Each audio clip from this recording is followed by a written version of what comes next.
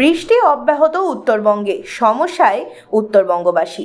NH-31 Jaldhaka নদীর পাশাপাশি তিস্তার মেঘলিগঞ্জ বাংলাদেশ বর্ডার পর্যন্ত অসংরক্ষিত এলাকায় আজও জারি রয়েছে লাল সতর্কতা। পাশাপাশি জলঢাকা নদীতে সংরক্ষিত এলাকায়ও রয়েছে লাল সতর্কতা। অপরদিকে তিস্তা দামোহানিতে অসংরক্ষিত এলাকায় হলুদ সতর্কতা রয়েছে বলে central flood control room Jalpaiguri সূত্রে বৃহস্পতিবার সকালে জানা যায়। আজ গজলডোবা ব্যারেজ থেকে জল ছাড়ার পরিমাণ কিছুটা কম।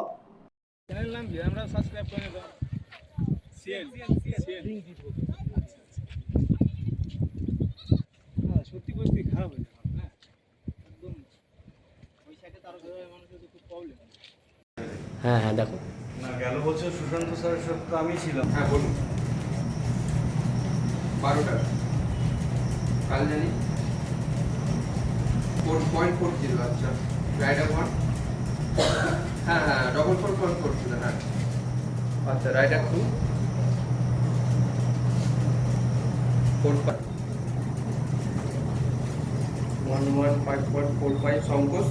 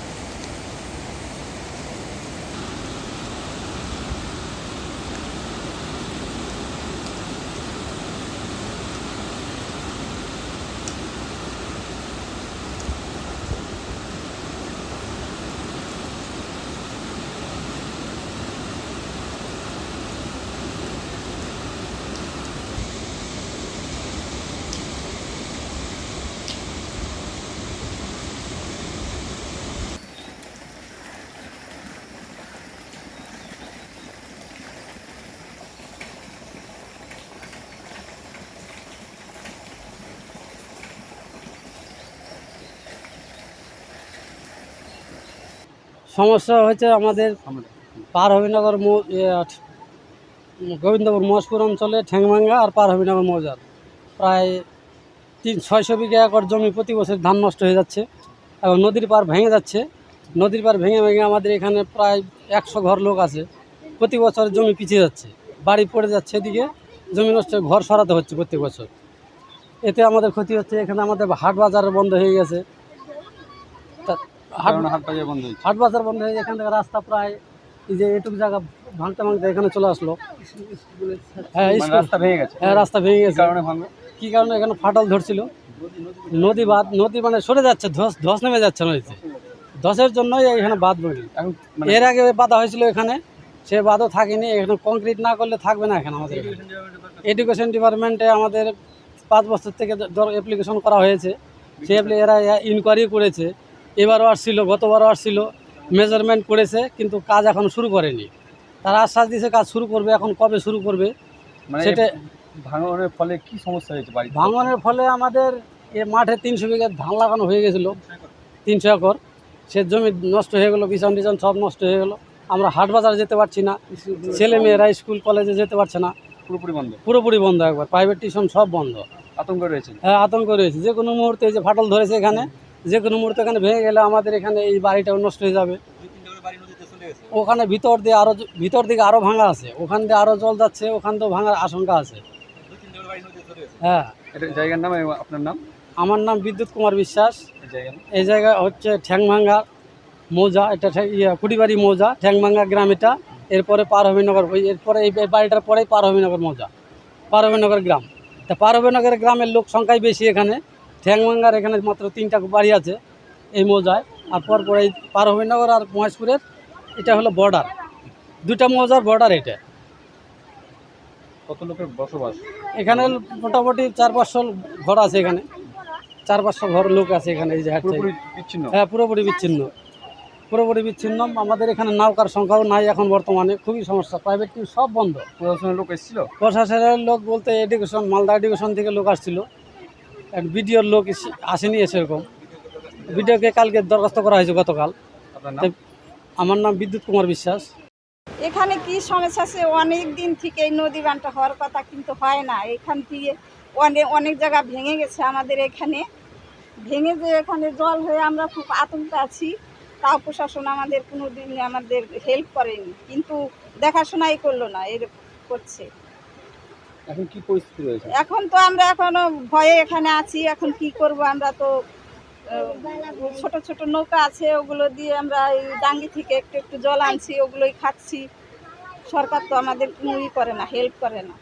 মানে কি হয়েছে, রাস্তার কি অবস্থা? রাস্তা ভেঙে গেছে, জল বেশি হয়ে গেছে, আমাদের ধান টানগুলো সব তলিয়ে নিয়ে গেল। বাচ্চা কাচ্চা নিয়ে অসুবিধা এখন। স্কুলে যেতে পারছে না বাচ্চা কাচ্চা, প্রাইভেট সব বন্ধ।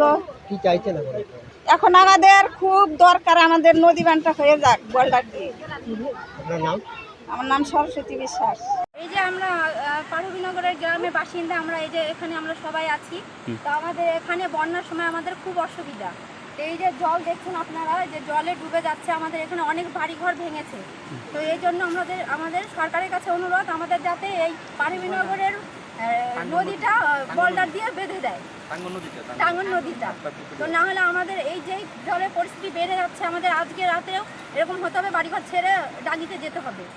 এখন কি সমস্যা দাঁড়িয়ে রয়েছে?